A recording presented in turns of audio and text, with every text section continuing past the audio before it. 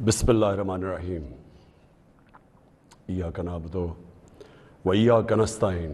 اللہ تیری عبادت کرتے ہیں اور صرف تیرے سے مدد مانگتے ہیں۔ میرے پاکستانیوں، آج میں نے آپ سے بڑی اہم بات کرنی ہے اپنے ملک کے مستقبل کے لیے، اور میں نے یہ فیصلہ کیا کہ یہ میں لائیو کروں گا۔ یہ ریکارڈڈ نہیں ہے، یہ آپ کے پاس لائیو جائے گی بات، اور اس کی وجہ یہ ہے کہ پاکستان ایک اس انگریزی میں کہتے ہیں ڈیفائننگ مومنٹ پہ ہے، ایک فیصلہ کن وقت پہ ہے کہ ہم نے دو راستے ہمارے سامنے ہیں، ہم نے کون سا راستہ لینا ہے۔ لیکن میں چاہتا ہوں کہ اس سے پہلے یہ میں جو اپنی آپ سے دل کی آج باتیں کروں گا، اس سے پہلے میں صرف اپنی قوم کو بتانا چاہتا ہوں کہ میری طرح کا آدمی پولیٹکس میں آیا کیوں؟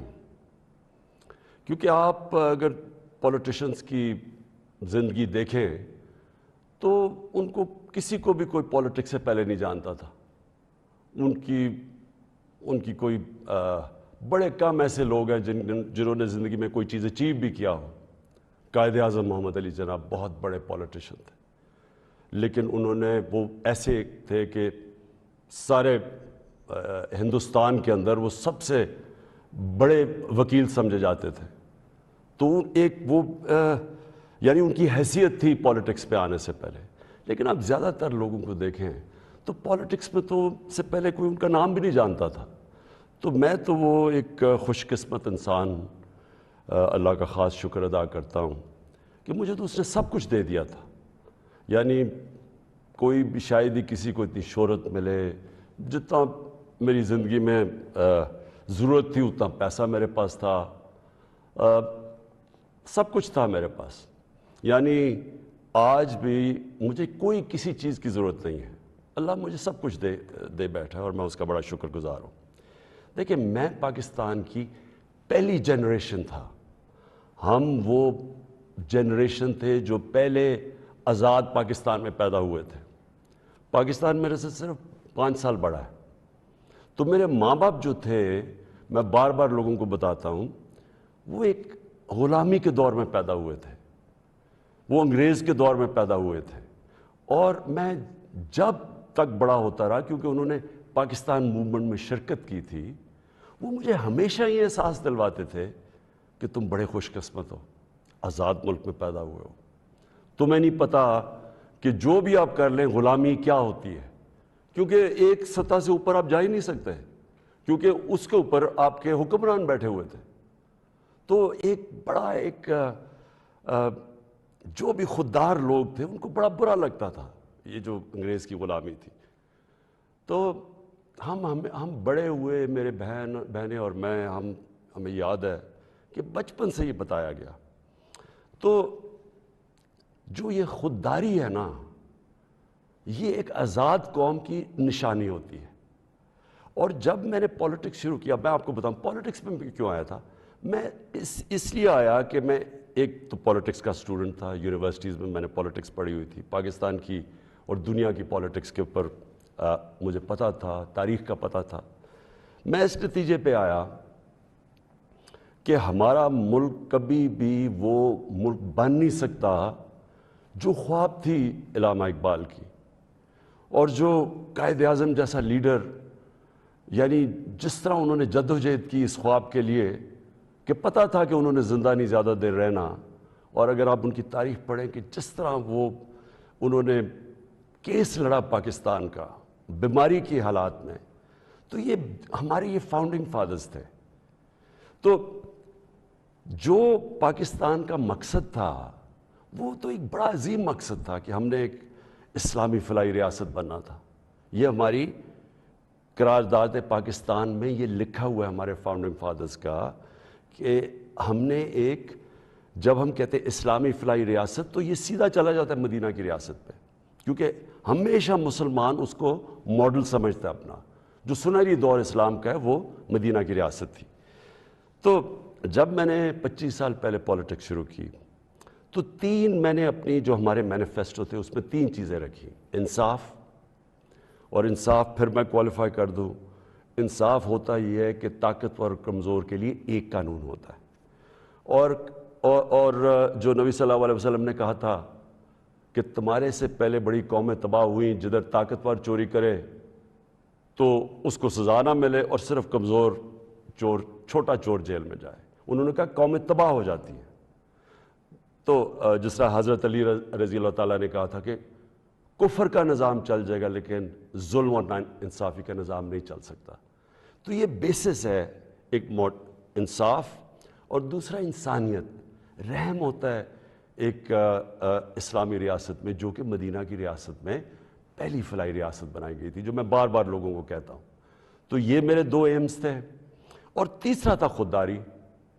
ایک مسلمان قوم غلام قوم نہیں بن سکتی۔ جس قوم کا نعرہ تھا پاکستان کا مطلب کیا، لا الہ الا اللہ، لا الہ الا اللہ کا تو مطلب ہی ہے کہ سوائے اللہ کے آپ کسی کے سامنے نہیں جھکتے، وہ شرک ہے۔ سب سے بری چیز اللہ کو لگتی ہے کہ جب آپ کسی کو بھی اللہ کی جگہ پہ رکھتے ہیں۔ تو یہ غلامی جو ہوتی ہے، یہ جب آپ کسی کی بھی پیسے کی غلامی، خوف کی غلامی، یہ سب شرک ہے، کیونکہ لا الہ الا اللہ انسان کو آزاد کرتا ہے۔ یہ تین تھے میرے آج سے 25 سال پہلے۔ آپ دیکھیں کہ میں مینیفیسٹو میں یہ تین چیزیں لکھی تھی۔ مجھے لوگ کہتے ہیں عمران صاحب آپ اسلام کا نام استعمال کرتے ہیں۔ میں اگر میرے میں اللہ ایمان نہ ڈالتا، میں پولیٹکس میں کیوں آتا؟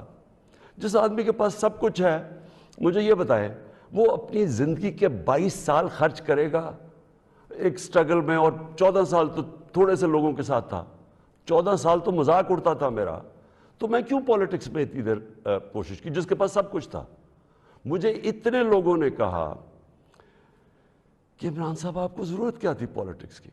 میں یہ سچ آپ کو بتا رہا ہوں، بار بار مجھے لوگ کہتے ہیں آپ کو پولیٹکس میں آنے کی کیا ضرورت تھی؟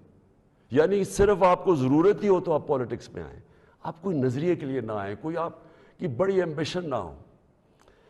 ایک میں اپنے سارے جو، اور خاص طور پہ میں چاہتا ہوں میرے جو نوجوان ہیں وہ آج میرا بڑا غور سے سنے جو میں نے آپ سے بات کرنی ہے۔ دیکھیں، ایک مولانا رومی کی ایک سینگ ہے۔ مولانا رومی کہتے ہیں کہ جب اللہ نے آپ کو پر دیے ہیں تو آپ کیوں چونٹیوں کی طرح زمین پہ رینگ رہے ہیں؟ اس کا مطلب یہ ہے کہ اللہ نے ہمیں اشرف المخلوقات بنایا ہے، سب سے بڑی مخلوق، فرشتوں سے اوپر درجہ دیا ہمیں۔ فرشتوں کو کا انسان کے سامنے جھکو، اور شیطان کو اس لیے نکالا گیا، وہ عبادت بڑی کرتا تھا، اس نے ان کا حکم نہیں مانا، اس میں تکبر تھا، اس نے کہا میں نہیں جھکتا۔ اللہ نے ہمیں پر دیے ہیں۔ مسئلہ ہمارا یہ ہے کہ ہم، کیونکہ ہمارے میں ایمان کی کمی ہوتی ہے، کیونکہ ہم اور خداؤں کی پوجا کرتے ہیں، جو سب سے بڑا جو شرک ہے وہ پیسے کی پوجا کرتے ہیں، خوف کی پوجا کی، جو وہ بڑی سپر پاور ہے، اور اگر ہم نے یہ نہ کیا تو ہم تباہ ہو جائیں گے۔ یہ خوف کا پوت ہے۔ ہم انسان چونٹیوں کی طرح رینگتا رہتا ہے۔ تو پاکستان، میں نے اس کی اونچ نیچ دیکھی ہے۔ ہم نے شروع میں، ہم چھوٹے تھے، ہمیں یاد ہے جب پاکستان ایک تیزی سے اوپر جا رہا تھا، ہماری مثالیں دی جاتی تھیں۔ میں جب سکول میں تھا پاکستان کی مثال دی جاتی تھی، یہ ساؤتھ کوریا پاکستان آیا تھا سیکھنے کے لیے کہ کیسے آگے بڑھا ہے۔ ملیشیا کے شہزادے میرے ساتھ سکول میں پڑھتے تھے، یہاں سیکھنے آتے تھے۔ سارا مڈل ایسٹ سے لوگ یہاں پاکستان کی یونیورسٹیز میں آتے تھے۔ ہم اوپر جا رہے تھے، ہمارا ماڈل لوگ دیکھتے تھے، مثال دی جاتی تھی۔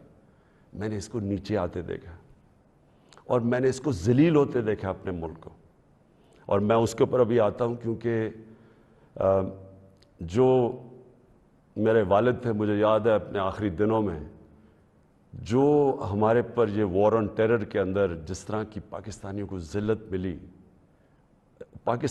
پاکستانیوں کو میں خاص طور پہ کہہ رہا ہوں، لیکن اوور آل اسلاموفوبیا بھی تھا، لیکن پاکستانیوں کو ذلت ملی۔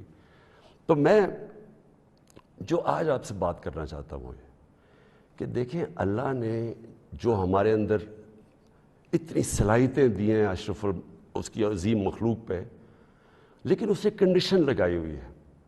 اس نے کہا ہے کہ تم نے اگر اوپر اڑنا ہے نا، جو اقبال نے اپنا شاہین کا کانسیپٹ دیا ہے کہ شاہین کیسے اقبال کا تھا، وہ تب اوپر جاتا ہے جب وہ ریزسٹنس کے سامنے کھڑا ہوتا ہے، جب وہ مقابلہ کرتا ہے، جب وہ اپنے آپ کو مشکل وقت سے گزارتا ہے۔ ہم نماز میں صرف ایک ہی چیز مانگتے ہیں جب 5 وقت کی نماز پڑھتے ہیں کہ اللہ ان کے راستے پہ لگا جن کو نعمتیں بخشیں، ان کے نہیں جو اپنے تباہی کے راستے پہ چلے گئے۔ تو جو نعمتیں بخشیں، اور وہ نبی صلی اللہ علیہ وسلم اللہ کے حبیب تھے سب سے زیادہ، تو ان کو نعمتیں بخشیں، تو ان کا آسان راستہ نہیں تھا، لیکن ان کی عظمت کا راستہ تھا۔ میں اس لیے پاکستان کے اندر سیرت نبی اپنے بچوں کو پڑھانا چاہتا ہوں۔ کیوں نبی کی سیرت پڑھیں؟ کیونکہ وہ دنیا کی تاریخ میں سب سے عظیم انسان وہ تھے، تو ان کے راستے پہ اللہ کیوں ہمیں کہتا ہے چلو؟ کیونکہ وہ عظمت کا انسان کا راستہ ہے۔ ہم پکڑ لیتے ہیں دوسرا راستہ جو ہم سمجھتے ہیں کہ بڑا آسان راستہ ہے۔ اچھا جی، وہ فلانا نے حکم دے دیا، ہم تباہ ہو جائیں گے، اگر اس نے وہ فلانا ملک ناراض ہو گیا تو ہمارا یہ ہو جائے گا۔ ہم رینگ رہے ہیں زمین کے اوپر، ہم چونٹیوں کی طرح رینگ رہے ہیں۔ تو میں سب سے پہلے کہ جب میں نے 25 سال پالیٹکس شروع کی تو میں نے کبھی، آپ میری کوئی سٹیٹمنٹ پڑھ لیں، میں نے ہمیشہ ایک چیز کہی، نہ میں کبھی کسی کے سامنے جھکوں گا اور نہ اپنی قوم کو کسی کے سامنے جھکنے دوں گا، یعنی اپنی قوم کو کسی کی غلامی نہیں کرنے دوں گا۔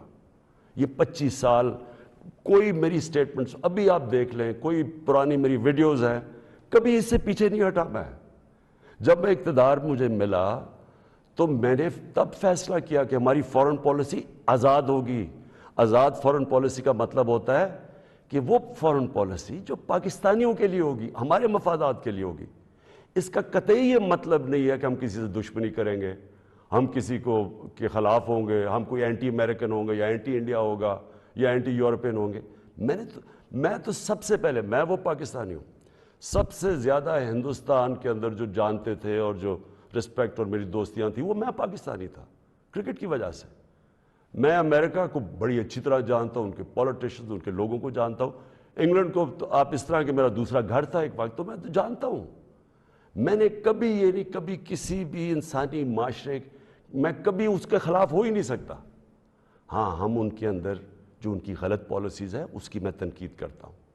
میں نے جب پاکستان نے شرکت کی وار آن ٹیرر میں، یعنی جب جنرل مشرف ہمیں امریکہ کی جنگ میں لے کے گئے، میں اس میٹنگ میں تھا، میں اس کمرے میں تھا، اسی کمرے کے اندر سارے پولیٹیشنز بیٹھے ہوئے تھے، جس کے اندر ہیڈز آف پارٹیز بلائے تھے، جس طرح باقی بھی تھے، میں بھی تھا۔ اسی کمرے کے اندر ہمیں کہا گیا کہ جی اگر ہم نے امریکہ کی حمایت نہ کی تو انگریزی کا لفظ وونڈڈ بیئر کی طرح ہے، ایک زخمی ریچھ کی طرح ہے، وہ ہمیں نہ غصے میں شاید ہمیں نہ مار دیں۔ اور مجھے یاد ہے میں نے بار بار میڈیا پہ، پارلیمنٹ میں، ہر جگہ میں نے کہا کہ ہمارا اس جنگ سے کوئی لینا دینا نہیں تھا، 9/11 میں کوئی پاکستانی ملوث نہیں تھا۔ ہمیں کیا ضرورت ہے کہ ہم اپنے ملک کو کسی کی جنگ میں لے جائیں؟ ہاں، ہم ان کی مدد کریں، اگر ان کے ملک میں دہشت گردی ہوئی ہے، ہم دہشت گردی کے خلاف ہیں، ہمیں ان کی مدد کرنی چاہیے۔ لیکن کیا اس کا مطلب یہ ہے کہ ہم پاکستانیوں کو قربان کر دیں کسی کی جنگ میں؟ اور پھر ہم نے غلطی کیا کی؟ سب سے بڑی جو جنرل مشرف نے غلطی کی، 80 کی دہائی میں ہم نے پاکستان فرنٹ لائن سٹیٹ بن گیا جی کہ ہم امریکہ کے حمایتی ہیں، ہم اس کے ایلائی ہیں، ہم سوویت یونین کے خلاف جہاد لڑ رہے ہیں، اور ساری جہاد پاکستان کے قبائلی علاقے سے لڑی گئی، اور باہر سے لوگ ہم نے بلائے اور ہم نے ان کو ٹرین کیا اور یہاں سے مجاہدین گروپس گئے، ہم نے ان کی پوری حمایت کی، ان کو بتایا کہ فورن آکوپیشن، کیونکہ ہم اس لیے لڑ رہے ہیں کہ افغانستان کے اوپر فورن آکوپیشن ہے، اس لیے ہم لڑ رہے ہیں جہاد، اور سارے ہمیں بتایا گیا کہ کتنا بڑا پاکستان بڑا رول پلے کر رہا ہے۔ جیسے ہی وہ جہاد ختم ہوتی ہے، سوویت یونین ہارتا ہے، امریکہ یہاں سے چلا جاتا ہے، سوویت یونین ادھر چلا جاتا ہے، اور 2 سال کے بعد وہی امریکہ جو ہمارا دوست تھا، جس کے لیے جو ہم اکٹھے جنگ لڑ رہے تھے، وہ ہمارے اوپر سینکشن لگا دیتا ہے، پریسلر سینکشنز۔ 9/11 آ جاتا ہے، پاکستان کی پھر امریکہ ضرورت پڑ جاتی ہے. یہ جو ابھی میں نے آپ کو کہا کہ اسی کمرے کے اندر فیصلہ ہو رہا ہے کہ جی ہم امریکہ کی ہمیں حمایت کرنی چاہیے. ہم نے کہا کہ ہاں ٹھیک ہے, حمایت یہاں تک ٹھیک ہے کہ ہم سارے دہشت گردی کے خلاف ہیں, ان کے خلاف ایکشن لیں, لیکن جو حمایت ہم نے کی, جو پاکستانیوں کی جانوں کی قربانی دی گئی, کسی اور امریکہ کے ایلائی نے اس طرح کی قربانیاں نہیں دی. کوئی نیٹو بھی امریکہ کے ساتھ تھا, کوئی ایک ملک بتائیں جو 80,000 اپنے لوگ مروا لے, جس کا سارا قبائلی علاقہ, اور میں یہ آج پھر سے کہنا چاہتا ہوں, دیکھیں میں قبائلی علاقے کو باقیوں سے بہتر جانتا ہوں, میں نے وہ سارا قبائلی علاقہ پھرا ہوا ہے, میں نے کتاب لکھی ہوئی, میں اس کی تاریخ جانتا ہوں. قبائلی علاقہ پاکستان میں سب سے پرامن علاقہ تھا, وہاں کرائم ہوتی نہیں تھی کوئی, ان کے ریکارڈ میں یعنی ہمیشہ سے وہ کرائم فری ایریا تھا. جو قبائلی علاقے کے لوگوں سے ہوا ہماری اس جنگ میں شرکت کرنے سے, آپ اندازہ نہیں لگا سکتے کہ وہ لوگوں کے اوپر, بیچاروں کے اوپر کیا گزری. وہاں لوگ مارے گئے, وہ ادھر سے لوگ کھڑے ہو گئے, جن لوگوں کو, اب سوچیں ہم لوگوں کو کہہ رہے ہیں کہ جہاد کرنا اگر باہر سے آکوپیشن ہو وہ سب سے عظیم چیز ہے, اور اب امریکن جب وہاں پہنچ گئے تو ہم نے کہا نہیں اب دہشت گردی ہے. اب ظاہر ہے وہ لوگوں کو آپ 10 سال میں ایک طرف سے دوسری طرف تو نہیں لے جا سکتے تھے, وہ انسان تھے, ان کو ہم نے یہ بتایا ہوا تھا کہ یہ جہاد ہے. وہ جب انہوں نے پاکستان کے خلاف شروع ہو گئے, اور وہ جو پرانے جہادی گروپس ٹرین کیے تھے وہ بھی پاکستان کے خلاف ہو گئے, تو اس سے انہوں نے ہمیں کہا کہ ہم کولیبریٹرز ہیں امریکہ کے. جہاں جو پاکستان میں خود کش حملے ہوئے, جو قبائلی علاقہ اجڑا گیا, جو یہاں میں پتہ نہیں کتنے ہسپتالوں میں گیا, میں تو جو لوگ بچ گئے تھے, کسی کی ٹانگیں نہیں ہیں, کوئی چل نہیں سکتا, کسی آنکھیں نہیں ہیں, ہاتھ اڑے ہوئے ہیں. تو اس ساری جو ہم نے جب اس کی اتنی زیادہ قربانیاں دی اپنے ملک کی, اس کا کوئی کریڈٹ ملا پاکستان کو؟ کیا کسی نے کہا کہ آپ نے بڑا زبردست کام کیا, شکریہ پاکستان؟ یہ نہیں ہوا. وہاں سے آوازیں آنی شروع ہو گئیں, افغانستان کی, یہ افغانستان آزاد ہونے سے پہلے کی بات کر رہا ہوں میں, کہ جی پاکستان کی دوگلی پالیسی کی وجہ سے وہ نہیں جیت سکتے. یہاں ہمارے لوگوں کو بار بار کہا گیا کہ ڈو مور, کہ ابھی آپ نے اور نہیں کیا. ڈرون اٹیکس ہوئے, ڈرون اٹیکس میں جتنے بے قصور لوگ مارے گئے, مجھے یاد ہے میں گیا وہاں باجوڑ میں ڈرون اٹیک ہوا, 80 مدرسے کے بچے مار دیے. شادیوں کے اوپر ڈرون اٹیک ہو رہا ہے. تو پاکستان کس عذاب سے گزرا, کہ میں بیک گراؤنڈ اس لیے دے رہا ہوں کیونکہ آپ کو پتہ ہونا چاہیے کہ میری آج پالیسی کیا ہے. کیا جو تنقید ہو رہی ہے کہ جی عمران خان, یہ جو ہمیں ڈاکیومنٹ ملی ہے, پہلے میں بیک گراؤنڈ آپ کو بتا دوں کہ یہ سارے وقت میں اس کی مخالفت کرتا رہا. آپ مجھے طالبان خان انہوں نے کہا, جب میں یہ کہتا تھا کہ یہ پاکستان کی جنگ نہیں ہے اور یہ جو ہو رہا ہے یہ ظلم ہو رہا ہے, یہ جو ڈرون اٹیکس کے خلاف میں نے مظاہرے کیے, واحد پولیٹیشین تھا, میں نے دھرنے دیے ڈرون اٹیکس کے خلاف, میں نے وزیرستان مارچ کی, باہر سے ہیومن رائٹس امریکہ سے آرگنائزیشن آئی, انہوں نے میرے ساتھ حمایت کی. ایک کلائیو اسٹیٹٹ اسمتھ تھا وکیل, اس نے میرے ساتھ آ کے یہ حمایت کی کہ یہ اتنا بڑا ظلم ہے. کوئی ہمارے سینئر پولیٹیشین لیڈرز نے کوئی بات نہیں کی, ڈرے ہوئے ہیں, خوف زدہ, کہیں امریکہ نہ ناراض ہو جائے. کون سے قانون میں یہ لکھا ہوا ہے کہ آپ کا اپنا, جس کے لیے آپ جنگ لڑ رہے ہیں, وہی آپ کے ملک میں آئے, ڈرون اٹیک کرے, جج جوری ایکسیکیوشنر, یعنی وہی فیصلہ کرے کون دہشت گرد ہے, اس کو مار دے, کوئی پتہ نہ تحقیق ہو کہ جی کوئی بے قصور آدمی تھا یا واقعی دہشت گرد تھا. ہماری حکومتوں نے پوری طرح اس جرم میں شرکت کی, اور جو وہاں کے جن کے رشتہ دار مرتے تھے, جن کے کوئی بے قصور لوگ, عورتیں, بیوی, گھر مرتے تھے, وہ ہمارے اوپر پھر حملے کرتے تھے. وہ ہمیں سمجھتے تھے کہ ہم ان کی مدد کر رہے ہیں جو کہ ان کے اوپر ظلم کر رہے ہیں. تو لہٰذا ہر طرف پاکستانیوں نے سفر کیا. تو میں جب حکومت ملی تو میں نے پہلے دن سے یہ کہا کہ پاکستان کی فارن پالیسی پاکستان کے لوگوں کے لیے ہوگی. ہم کوئی ایسی فارن پالیسی نہیں بنائیں گے جو کہ کسی اور کی تو بہتری ہو لیکن ہمارے ملک کو نقصان پہنچے. یہ کسی کے خلاف نہیں تھی, یہ اینٹی امریکن یا اینٹی یورپین, اینٹی انڈین بھی نہیں تھی. انڈیا کے خلاف صرف جب انہوں نے کشمیر کے اوپر انٹرنیشنل قانون توڑا, جب انہوں نے کشمیر کا سٹیٹس لیا 5 اگست 2019 میں, تب میں نے ان کے خلاف بات کی اور ہر فورم پہ کی. لیکن میں نے کوشش اس سے پہلے پوری کی ہندوستان سے دوستی کی. تو میں آج جو آپ کے پاس یہ ساری بات کرنے کے لیے اس لیے آیا ہوں کہ ابھی ہمیں 8 مارچ کو یا اس سے پہلے 7 مارچ کو ہمیں ایک امریکہ نے ایک باہر سے ملک نے, میں نام مطلب میرا کہ کسی اور باہر سے ایک ملک سے ہمیں میسج آتی ہے, اور میں اس لیے آپ کے سامنے یہ میسج کی بات کرنا چاہتا ہوں اور میں اس لیے لائیو بھی کر رہا ہوں کہ یہ ایک کسی آزاد ملک کے لیے جس طرح کی ہمیں میسج آئی ہے, یہ ہے تو پرائم منسٹر کے خلاف ہی صرف, لیکن یہ ہماری قوم کے خلاف ہے.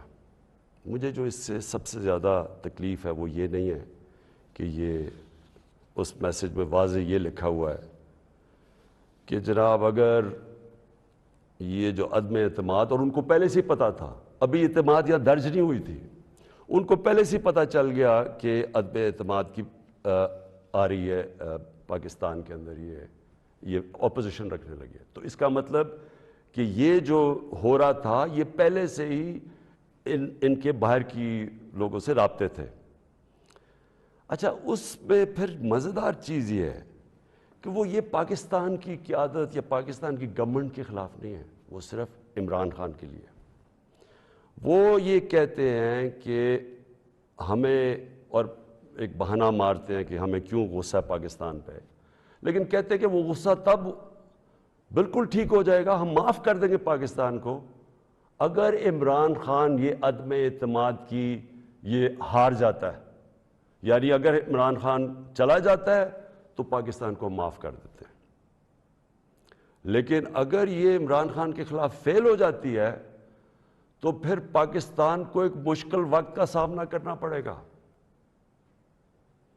دیکھیں, جو پھر سے میں یہ کہتا ہوں کہ ایک الیکٹڈ پرائم منسٹر کے خلاف کوئی بھی دوسرا ملک یہ اس طرح, اور یہ ریکارڈڈ ہے, یہ میں آپ کو یہ بتا دوں کہ یہ نہیں کہ یہ میں دیکھ رہا ہوں کئی میڈیا کے لوگ اس کو کور کرنے کی کوشش کر رہے ہیں کہ جی وہ ایسا نہیں تو فلانا نہیں تو وہ پتہ نہیں, یہ نہیں, یہ آفیشیل ڈاکیومنٹ ہے جو گورنمنٹ آف پاکستان کو, ہمارے ریپرزینٹیٹیو امبیسڈر کو نوٹس لے رہے تھے لوگ, جس میں یہ کہا گیا, اور یہ کہا بیسکلی یہ کہا گیا کہ اگر عمران خان رہتا ہے وزیر اعظم تو ہم آپ کے ساتھ ہمارے آپ تعلقات بھی خراب ہو جائیں گے اور آپ کو مشکلوں کا سامنا کرنا پڑے گا.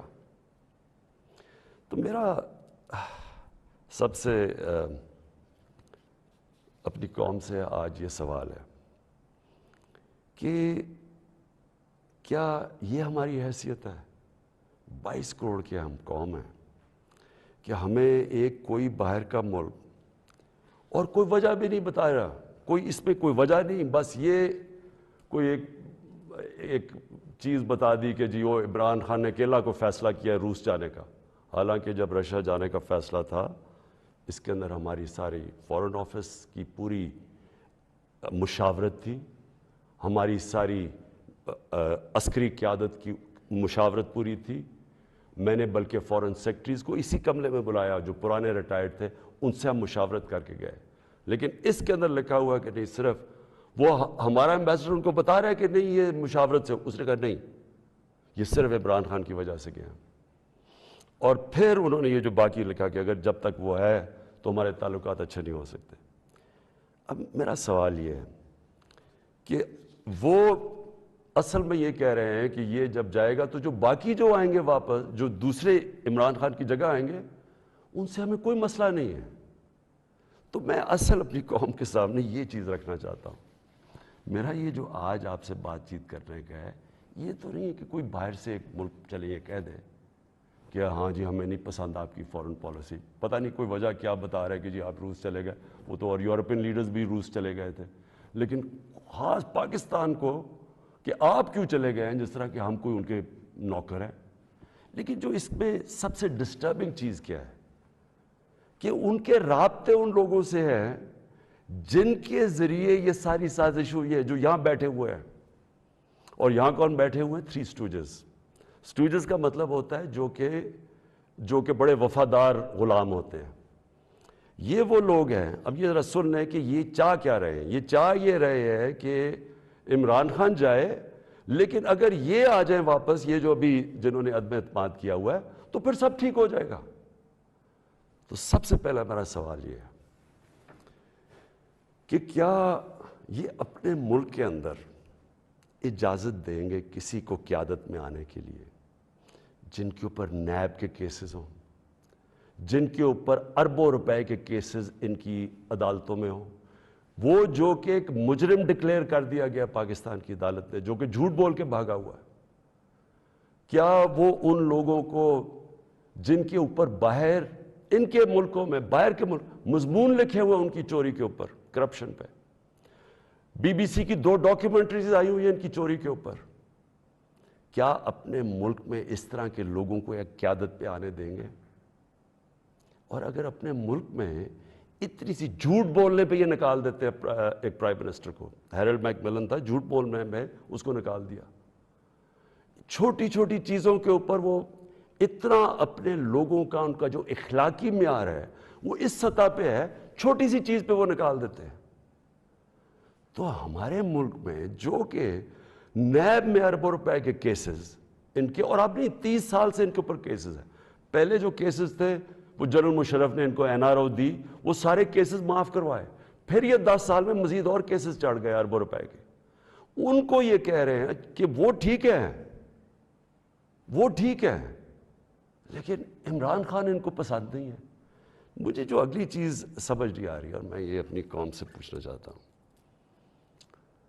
کہ جب ان کو بھی پتہ ہے، کیونکہ یہ یاد رکھنا میرے پاکستانیوں کہ جب ان کی جو انٹیلیجنس ہوتی ہے وہ ساری بیک گراؤنڈ پتہ ہوتا ہے ہر کا. میرا ان کو سب پتہ ہے، ان سارے جتنے بھی پولیٹیکل لیڈرز ان کی سب بیک گراؤنڈ پتہ ہے.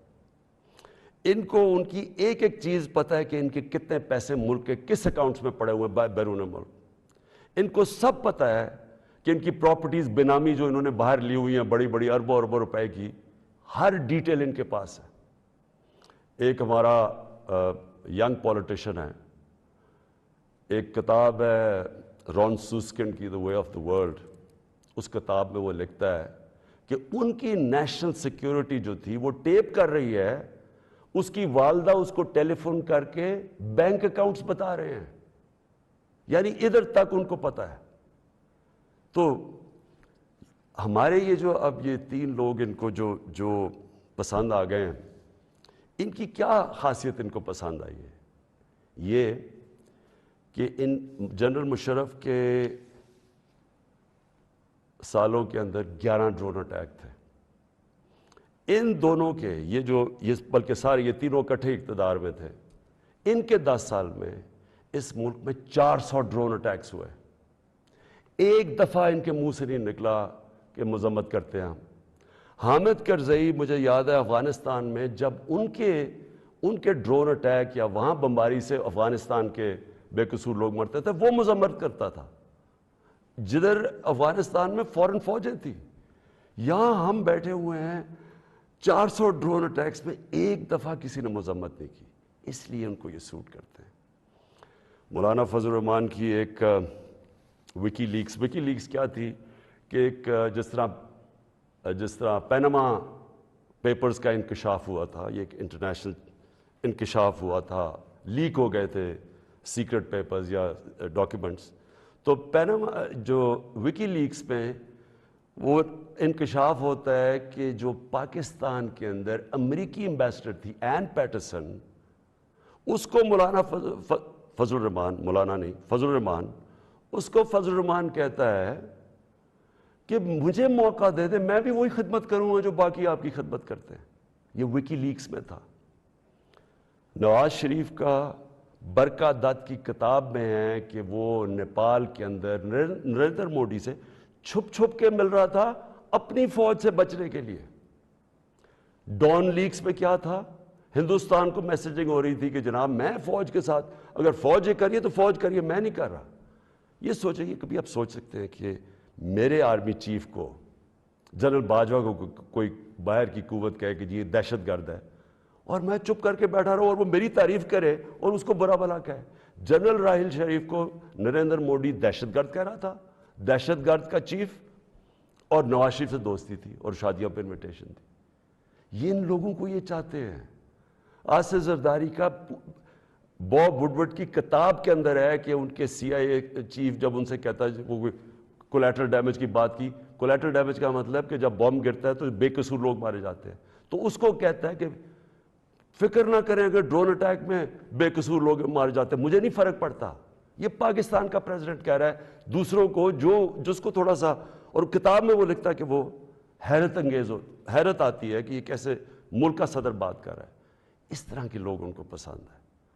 اور شہباز شریف، اس کی سٹیٹمنٹ کہ جی عمران خان نے بڑی غلطی کی ایبسلوٹلی ناٹ کہہ کے، یعنی یہ جو ان کے دور میں ایبسلوٹلی ناٹ کیا تھا، میں نے صرف یہ بات کہی کہ ہم امن میں آپ کے ساتھ ہیں، ہم جنگ میں آپ کے ساتھ نہیں ہیں، ہم کسی کانفلکٹ میں آپ کے ساتھ، لیکن جو بھی آپ امن افغانستان میں کہیں چاہتے ہیں ہم ساتھ ہیں آپ کے.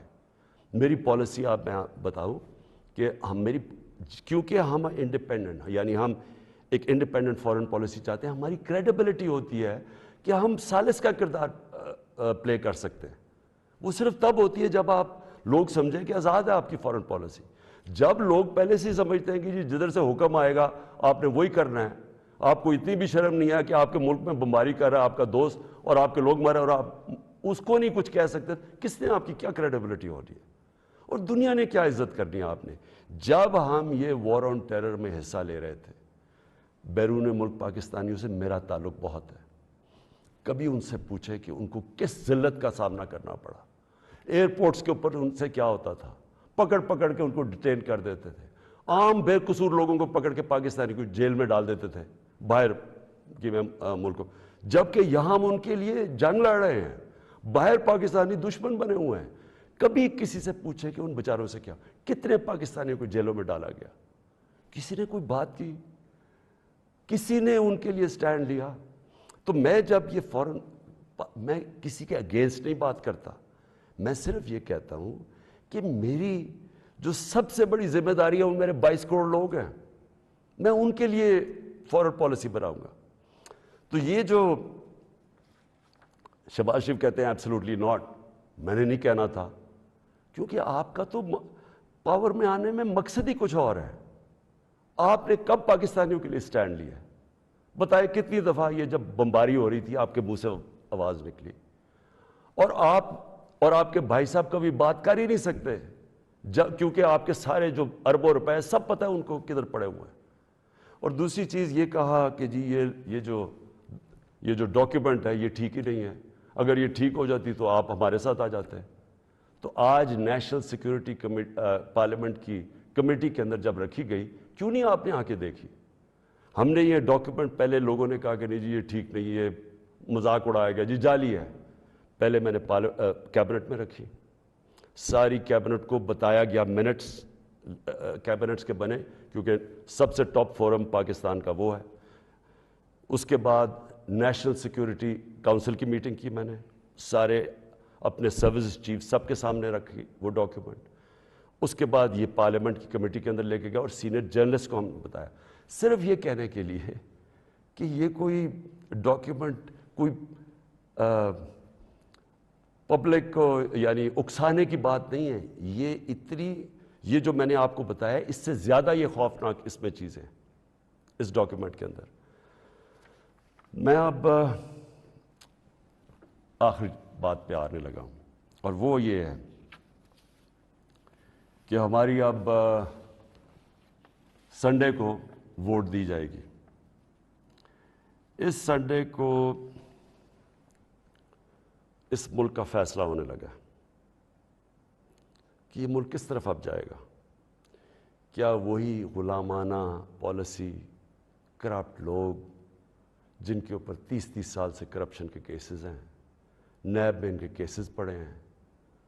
بدقسمتی سے کوئی اور ملک ہوتا جس کے اندر یہ انصاف کا نظام زیادہ طاقتور کو قانون کے نیچے لانے جن کی صلاحیت ہے، اور جو بھی خوشحال ملک ہیں دنیا میں، جو بھی جن ملکوں کے اندر غربت نہیں ہے، خوشحالی ہے، جو پروگریس کر چکے ہیں، ترقی یافتہ ملک ہیں، ان سارے ملکوں کی ایک چیز آپ کو کامن ملے گی کہ طاقتور مجرم کو ان کی صلاحیت ہوتی ہے قانون کے نیچے لانے کی.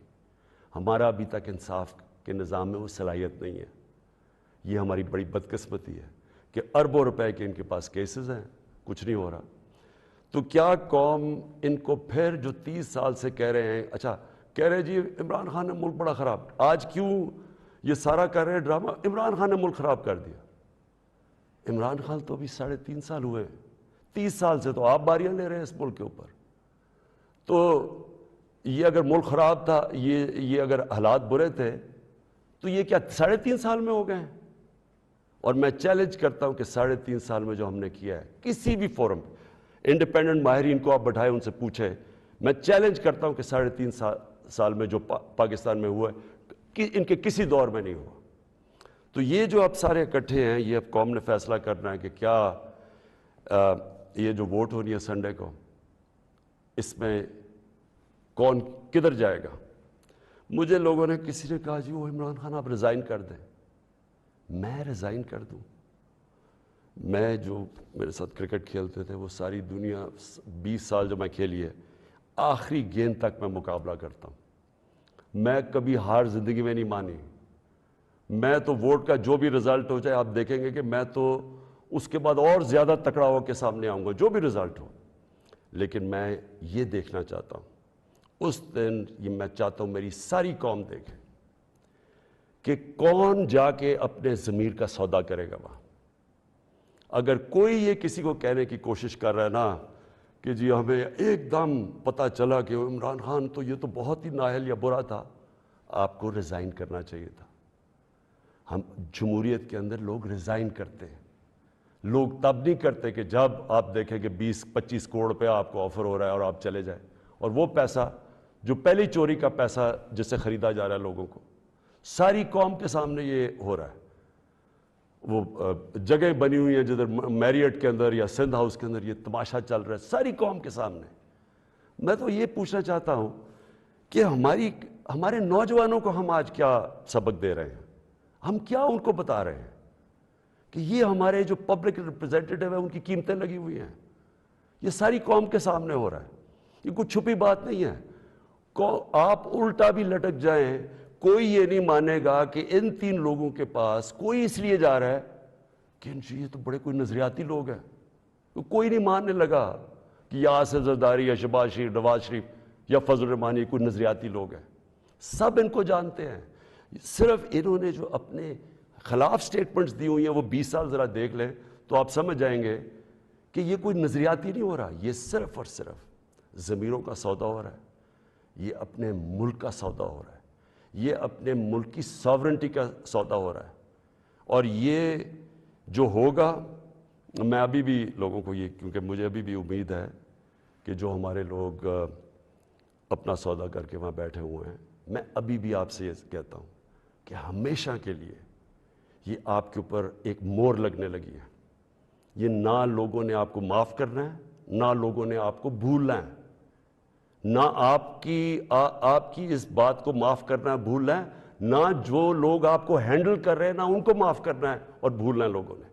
یہ ہمیشہ کے لیے لوگ یاد رکھیں گے کہ آپ نے اپنے ملک کا سودا کیا، ایک بیرون ملک سازش جو یہاں لوگوں کے ساتھ مل کے ایک وہ گورنمنٹ جس کی آزاد فورن پالیسی تھی اس کو گرانے کی کوشش کی گئی. یہ کوئی آپ کو معاف نہیں کرے گا. ہمارے بر صغیر کی تاریخ کیا ہے؟ میر جعفر اور میر صادق کون تھے؟ یہ وہ لوگ تھے جنہوں نے انگریزوں کے ساتھ مل کے بنگال کو غلام بنایا، انگریزوں کے ساتھ مل کے سراج الدولہ کو مروایا، اور اپنی ذاتی مفادات کے لیے اپنے قوم کو غلام بنایا، اور دوسرے نے ٹیپو سلطان کو اس سے غداری کی، انگریزوں کے ساتھ مل کے اپنی قوم کو غلام بنایا۔ یہ موجودہ آپ کے میر جعفر اور میر صادق ہیں، باہر کی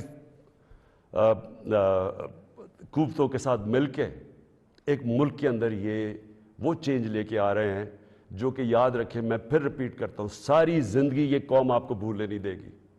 یہ وہ آپ کرنے جا رہے ہیں جو آنے والی ہماری نسلیں آپ کو معاف نہیں کریں گی۔ اور میں آپ کو یہ بھی بتا دوں آج کہ اگر آپ کا یہ خیال ہے کہ یہ سازش کو کامیاب ہونے دیں گے، میں اس کے سامنے کھڑا ہوں گا۔ میری یہ اپنی قوم سے کمٹمنٹ ہے کہ ہمیشہ جب تک میرے میں خون ہے میں اس کا مقابلہ کروں گا۔ میری زندگی کو تو کوئی فرق نہیں پڑنے لگا، میں اپنے گھر میں رہتا ہوں، میں اپنے خرچے برداشت کرتا ہوں، میرا تو کوئی کیمپ آفس نہیں ہے، میرے تو آگے کوئی فیکٹریاں نہیں بنائیں۔ نواز شریف نے اتنے دور میں 18 فیکٹریاں بنا لی تھی سرکاری بینکوں سے پیسے لے کے، اور پھر بعد میں وہ قرضے معاف کروا لیے۔ نہ میرے کوئی رشتہ دار پالیٹکس میں ہے، میں اپنے گھر میں رہوں گا، اپنے گھر میں رہتا ہوں۔ لیکن اس قوم سے یہ جو غداری ہو رہی ہے اور یہ جو ہونے جا رہی ہے سنڈے کو، میں یہ چاہتا ہوں کہ ایک ایک لوگوں کا، ایک ایک غدار کی آپ شکل یاد رکھنا۔ یہ جتنا بھی ہے کہ اپنے لوگوں کو بتانے کی کوشش کریں کہ جی وہ ہو ایک دم ہمیں پتہ چلا ہے کہ یہ کیا ہوا ہے، یہ کتنا برا وقت گزرا تھا، لوگ آپ کی کوئی بات ماننے نہیں لگے۔ یہ قوم جو ہے، میں پھر سے ریپیٹ کرتا ہوں آپ کو، میں آخری بات کہنے لگا ہوں، یہ قوم نہ یہ بھولے گی، نہ آپ کو معاف کرے گی، نہ جو لوگ آپ کے پیچھے ان کو معاف کرے گی۔ اور یہ اگر آپ کا کسی کا خیال ہے کہ عمران خان چپ کر کے بیٹھ جائے گا، کسی خوش فہمی میں نہ رہے۔ میرے میں اللہ نے مقابلہ کرنے کی صلاحیت دی ہے، ساری زندگی میں نے مقابلہ کیا ہے۔ میں کوئی وہ آدمی نہیں جس نے بیٹھے بیٹھے کسی نے پرچی دکھائی کہ جی مجھے تو پرچی میں پارٹی وراثت میں مل گئی ہے، یا میرا کوئی باپ کچھ تھا، یا میرا کوئی فلانا کچھ تھا، یا میں سریا لگاتے لگاتے جنرل جلانی کے گھر پہ مجھے کوئی وزارت مل گئی اور پھر چیف منسٹر۔ میں نے سٹرگل کر کے یہاں پہنچا ہوں، مجھے سٹرگل کرنی آتی ہے، مقابلہ کرنا آتا ہے۔ میں کسی صورت اس سازش کو کامیاب نہیں ہونے دوں گا۔ پاکستان